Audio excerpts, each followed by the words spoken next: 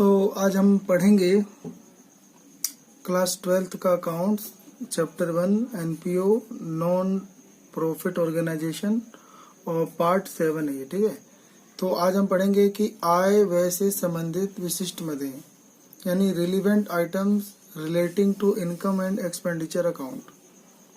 तो देखो, जो लाभकारी संस्थाएं होती हैं इनको इनकम कई तरीके से प्राप्त हो सकती है। ठीक है, तो इनकम इन्हें कहाँ कहाँ से प्राप्त हो सकती है, ठीक है, तो उसकी एंट्री कहाँ करते हैं, तो उसका हम डिस्कशन करेंगे। ठीक है, तो मान लेते हैं कि जैसे ना किसी को सब्सक्रिप्शन मिलता है। ठीक है, सब्सक्रिप्शन यानी चंदा मिल रहा है। ठीक है, तो जैसे चंदा मिलता है तो हम जनरल एंट्री क्या करते हैं, cash account debit to subscription लिख देते हैं। ठीक है, तो हमने पढ़ा था जो कैश अकाउंट होता है ये रिसिप्ट एंड पेमेंट अकाउंट की जैसा ही होता है। तो जितनी बार हमें चंदा मिलेगा तो उतनी बार हम रिसिप्ट एंड पेमेंट अकाउंट में नहीं लिखते, सीधा साल भर में साल के अंत में जितना हमें पता चलता है टोटल हम लिख देते हैं टू बैलेंस बीडी के बाद जो हमारा सब्सक्रिप्शन मिलता है टोटल ऐड करके, तो इसी को हम कैश अकाउंट मानते हैं। ठीक है, यही हमारा रिसीव्स एंड पेमेंट अकाउंट बिल्कुल कैश अकाउंट जैसा होता है।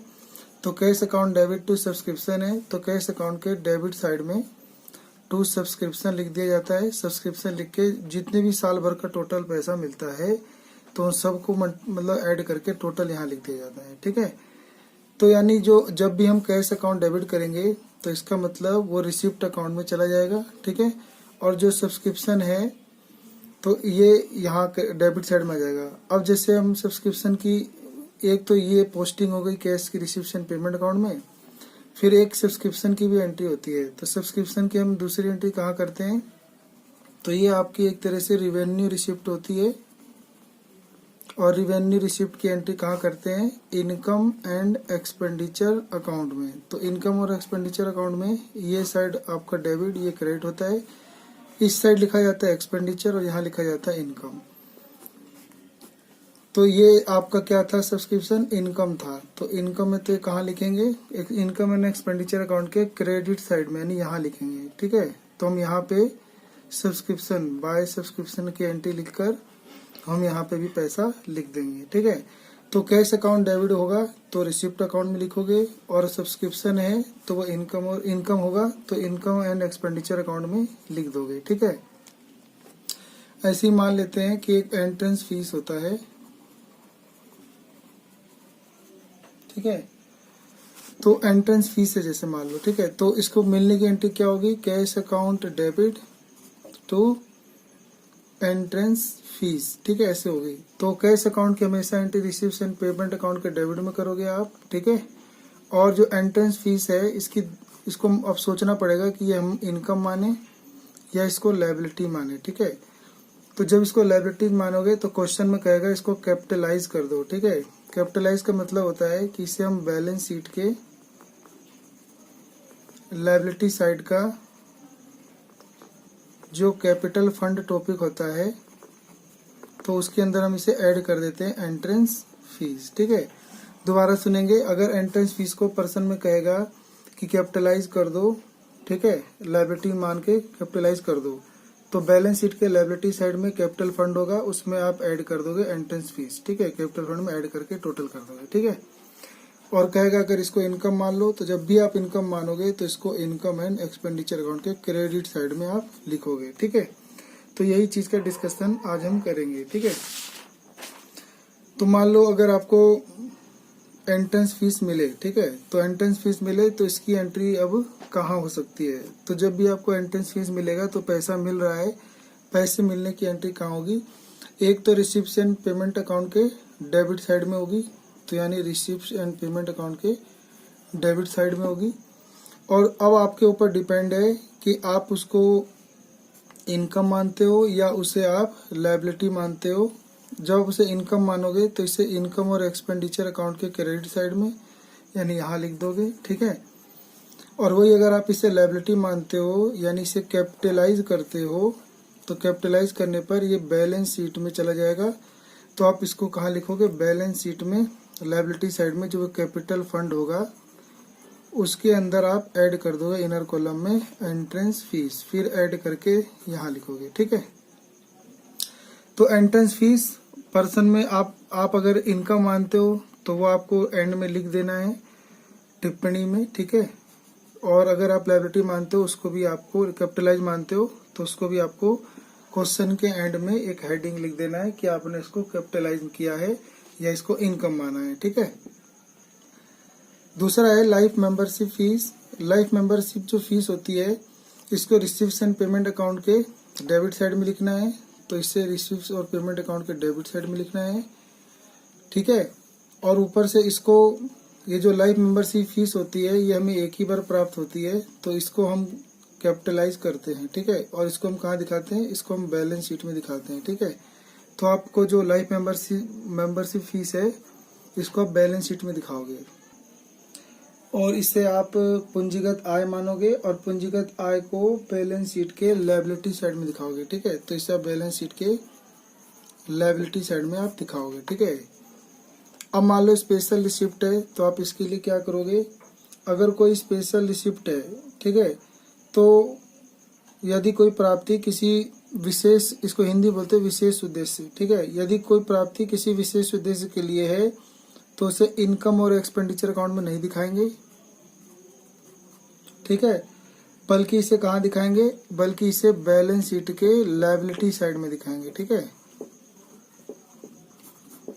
तो यानी अगर स्पेशल रिसिप्ट है तो उससे आप इनकम एंड एक्सपेंडिचर में नहीं दिखाओगे, बल्कि रिसिप्ट है तो उससे रिसिप्ट साइड में, तो मतलब रिसिप्ट और पेमेंट में तो आप दिखाओगे डेबिट साइड में। ठीक है, लेकिन जब स्पेशल रिसिप्ट होगा तो उसको आप इनकम और एक्सपेंडिचर में नहीं लिखोगे, उसको आप बैलेंस शीट में लिखोगे लायबिलिटी साइड में। ठीक है, डोनेशन भी दो तरह का होता है, विशिष्ट डोनेशन यानी विशिष्ट दान, सामान्य दान यानी स्पेशल डोनेशन, जनरल डोनेशन। अगर आपका कोई जनरल डोनेशन है तो पहले तो रिसिप्ट्स एंड पेमेंट अकाउंट के डेबिट में आएगा, तो रिसिप्ट्स और पेमेंट के डेबिट में आएगा, और फिर वो इस मतलब सामान्य है तो इनकम और एक्सपेंडिचर के क्रेडिट में आएगा। ठीक है, और लेकिन अगर वो विशिष्ट है तो फिर आप रिसिप्ट और पेमेंट के डेबिट में तो लिखोगे ही, लेकिन अगर वो विशिष्ट है तो फिर आप उसे इनकम और एक्सपेंडिचर में नहीं लिखोगे। ठीक है, यानी कोई स्पेशल डोनेशन है तो उसे आप इस इनकम और एक्सपेंडिचर अकाउंट में नहीं लिखोगे, फिर आप उसको बैलेंस शीट में लिखोगे। ठीक है,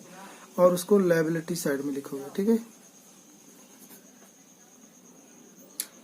लिगेसी। ठीक है, लिगेसी क्या होता है, ये वसीयत होता है मरने के बाद, जैसे कोई किसी संस्था को दान कर देता है तो इसकी जर्नल एंट्री क्या हुई, cash account debit to legacy. तो कैश अकाउंट को कहाँ लिखते हैं, तो रिसिप्ट एंड पेमेंट अकाउंट के डेबिट में। तो यानी एक तो ये रिसिप्ट और पेमेंट अकाउंट के डेबिट साइड में आएगा, और ऊपर से जो लिगेसी है अभी डिपेंड करता है कि इसकी राशि छोटी या बड़ी है, तो अभी डिपेंड करता है कि ये राशि छोटी है या बड़ी है। अगर ये राशि छोटी है तो इसे इनकम और एक्सपेंडिचर अकाउंट के क्रेडिट साइड में लिख दोगे, और अगर ये बहुत बड़ी राशि है तो फिर क्या करोगे, इसे हम बैलेंस शीट में लिखेंगे। ठीक है, तो इसे बैलेंस शीट में क्या करेंगे, कैपिटल फंड में ऐड कर देंगे। ठीक है, बैलेंस शीट के कैपिटल फंड में ऐड कर देंगे। ठीक है, लायबिलिटी साइड में। सेल ऑफ स्पोर्ट मटेरियल क्या होगा, ये भी आपकी एक तरह की इनकम है। तो सेल ऑफ स्पोर्ट्स मटेरियल में क्या होगा कि एक तो रिसिप्ट्स और पेमेंट अकाउंट के डेबिट में लिख दोगे, और ये आपकी एक तरह से इनकम मान के इनकम एंड एक्सपेंडिचर अकाउंट में क्रेडिट कर दोगे। ठीक है, यानी यहाँ लिख दोगे। सेल ऑफ ओल्ड न्यूज़पेपर, पुराने अखबार को बेचने से कुछ पैसा प्राप्त होगा आपको, तो इसको आप रिसिप्ट्स और पेमेंट अकाउंट के डेबिट साइड में लिखोगे यानी यहाँ, और फिर ये आपको इनकम और एक्सपेंडिचर अकाउंट के क्रेडिट साइड में लिखना है यहाँ। ठीक है, यानी इसकी एक बार एंट्री यहाँ होगी और एक बार इसकी एंट्री यहाँ इनकम साइड में होगी। ठीक है, सेल ऑफ ओल्ड असेट्स, जैसे कोई आप पुराना असेट्स बेच देते हो तो उसकी एंट्री क्या होगी, तो जैसे कोई पुराना असेट बेच देते हो तो आप देखोगे कि उसके बेचने से हमें लाभ हुआ है या हानि हुई है। अगर आपको बेचने से प्रॉफिट हुआ है तो इनकम और एक्सपेंडिचर अकाउंट के इनकम साइड में आएगा यानी क्रेडिट साइड में, और अगर बेचने से लॉस हो गया है तो इनकम और एक्सपेंडिचर अकाउंट के डेबिट साइड में आएगा यानी एक्सपेंस में आएगा। ठीक है, सब्सक्रिप्शन में आप देखोगे कि इसको लिखा जाएगा एक तो रिसिप्ट्स एंड पेमेंट अकाउंट में। ठीक है, रिसिप्ट्स और पेमेंट अकाउंट के डेबिट में लिखा जाएगा, और जो सब्सक्रिप्शन होता है इसको इनकम और एक्सपेंडिचर अकाउंट में लिखा जाता है, ठीक है। तो इनकम और एक्सपेंडिचर के क्रेडिट साइड में लिखा जाता है। बस इसमें ध्यान का रखना होता है कि ये रिवेन्यू नेचर का होता है, ठीक है। तो इसको देखना पड़ता है कि ये रिसीव्स एंड पेमेंट अकाउंट के डेबिट में लिखा जाए और इनकम एंड एक्सपेंडिचर क्रेडिट में लिखा जाए। लेकिन जब सब्सक्रिप्शन को रिसीव्स एंड पेमेंट अकाउंट में लिखते हैं तो उसमें हम ना पिछले साल का, मतलब लास्ट ईयर का, करंट ईयर का, आने वाले ईयर का, सबका जो भी टोटल पैसा मिला है वो टोटल इसमें लिख देते हैं, ठीक है। चालू वर्ष, गत वर्ष, आगामी वर्ष, सभी वर्ष का इसके अंदर लिख दिया जाता है।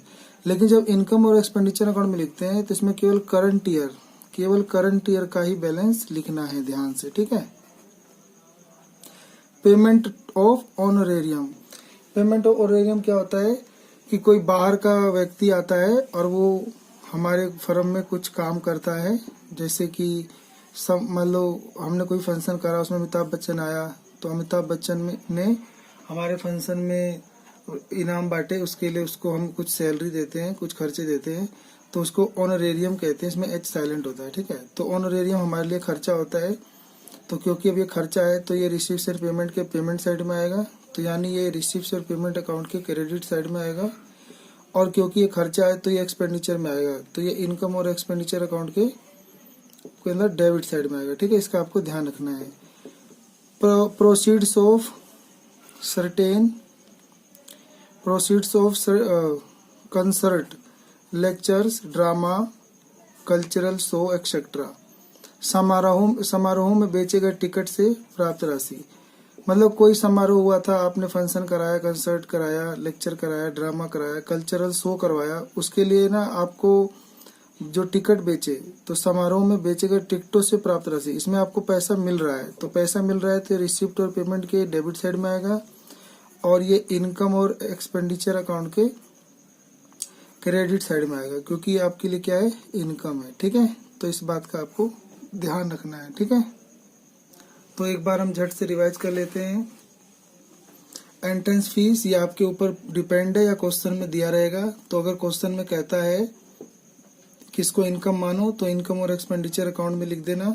अगर कहता है कैपिटलाइज करना है तो बैलेंस शीट के लायबिलिटी साइड में लिखना है, ठीक है। कैपिटल फंड में इसे ऐड करना है। और हमेशा जब भी कोई पैसा आपको रिसीव होगा तो वो रिसिप्ट और पेमेंट अकाउंट में आएगा। तो रिसिप्ट और पेमेंट अकाउंट में 3 तरह की मदें आ सकती हैं रिसिप्ट में। या तो रिसिप्ट में जैसे कि मान लो इनकम से पैसा आएगा, ठीक है, या तो कोई लायबिलिटी उधार लेने से पैसा आएगा, या फिर कोई सेल ऑफ असेट्स या कोई आइटम। तो कोई आइटम या असेट्स या न्यूज़पेपर बेचने से पैसा आएगा। तो ये 3 स्रोत होते हैं हमारे पास पैसे आने के। तो कोई भी अगर पैसा आएगा या जाएगा तो रिसिप्ट और पेमेंट अकाउंट में तो वो एंट्री होगी ही होगी। अब हम सीख रहे हैं कि इनकम एंड एक्सपेंडिचर अकाउंट और बैलेंस शीट में कौन कौन सी चीजें लिखी जाती हैं।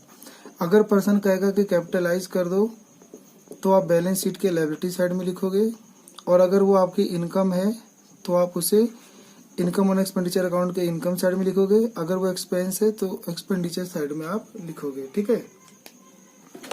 लाइफ मेंबरशिप जो फीस होती है इससे आप रिसिप्ट और पेमेंट के डेबिट साइड में लिखोगे और इसे बैलेंस शीट में लायबिलिटी साइड में लिखोगे, ठीक है। स्पेशल रिसिप्ट में क्या होगा, इसे इनकम एंड एक्सपेंडिचर में नहीं लिखोगे, इसे बैलेंस शीट के लायबिलिटी साइड में लिखोगे, ठीक है। डोनेशन को रिसिप्ट एंड पेमेंट अकाउंट में तो लिखना ही है, लेकिन अगर ये सामान्य हुआ तो इनकम एंड एक्सपेंडिचर अकाउंट के क्रेडिट साइड यानी इनकम साइड में आएगा। और अगर ये स्पेशल हुआ यानी विशिष्ट हुआ तो इसे इनकम एंड एक्सपेंडिचर अकाउंट में नहीं लिखना है, इसे बैलेंस शीट के लायबिलिटी साइड में लिखना है, ठीक है।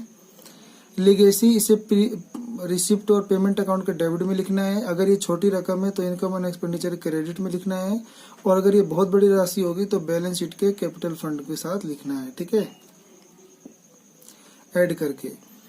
सेल ऑफ स्पोर्ट मटेरियल बेचने से जो पैसा आएगा उसे रिसिप्ट और पेमेंट अकाउंट के डेबिट में लिखना है और इनकम एंड एक्सपेंडिचर अकाउंट में क्रेडिट करना है, ठीक है, यानी इनकम साइड में लिखना है। सेल ऑफ ओल्ड न्यूज़पेपर है तो इसको भी रिसिप्ट एंड पेमेंट अकाउंट के डेबिट साइड में आएगा और इनकम एंड एक्सपेंडिचर अकाउंट के क्रेडिट साइड में इनकम साइड में आएगा। ऐसी सेल ऑफ ओल्ड एसेट्स, कोई एसेट्स बेचोगे तो देखना है कि उसको बेचने पे हमें प्रॉफिट हुआ है या लॉस हुआ है। अगर प्रॉफिट हुआ होगा तो इनकम एंड एक्सपेंडिचर के क्रेडिट साइड यानी इनकम साइड में आएगा। अगर बेचने से लॉस हुआ होगा तो डेबिट साइड में आएगा। सब्सक्रिप्शन बहुत इंपॉर्टेंट है। सब्सक्रिप्शन रिसिप्ट और पेमेंट के डेबिट साइड में आना ही है और इनकम एंड एक्सपेंडिचर के क्रेडिट साइड में आना ही है। फिर बस इसमें दोनों में अंतर यह है कि रिसिप्ट और पेमेंट अकाउंट में जब आप लिखोगे तो उसके अंदर चाहे वो इस साल का हो, चाहे पिछले साल का हो, चाहे आने वाले साल का हो, तीनों को जोड़ के आप लिख दोगे, ठीक है। लेकिन जब आप इनकम एंड एक्सपेंडिचर में लिखते हो तो सिर्फ करंट ईयर, ठीक है, ध्यान रखना, सिर्फ करंट ईयर में जितना रिसीव होगा केवल वही लिखना है। साथ में इसके साथ जो भी एडजस्टमेंट दी होंगी जैसे आउटस्टैंडिंग, प्रीपेड, तो इन सब का भी आपको ध्यान रखना है, ठीक है। अभी हम सिखाएंगे आगे वीडियो में कि आउटस्टैंडिंग के साथ, प्रीपेड के साथ कैसे हम व्यवहार करते हैं, उनको कैसे एडजस्ट करते हैं, ठीक है। पेमेंट ऑफ ऑनरेरियम, ये खर्चा होता है हमारे लिए, तो रिसीप्शन पेमेंट के क्रेडिट साइड में आएगा और इनकम एक्सपेंडिचर के डेबिट साइड में आएगा। Proceeds of concert, lectures, drama, cultural show, समारोह में बेचे गए टिकट से प्राप्त राशि। अगर हमें कोई टिकट बेचने से पैसे मिले तो रिसीप्शन पेमेंट के डेबिट में लिख दोगे और इनकम एंड एक्सपेंडिचर में इनकम मान के क्रेडिट कर दोगे, ठीक है।